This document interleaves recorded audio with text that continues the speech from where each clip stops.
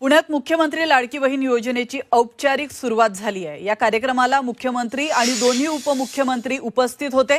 यावेळी उपमुख्यमंत्री देवेंद्र फडणवीस यांनी राहुल गांधी यांच्या खटाखट योजनेवरून खिल्ली उडवली आहे। याला ठाकरे गटाचे खासदार संजय राऊत यांनी जोरदार प्रत्युत्तर दिले।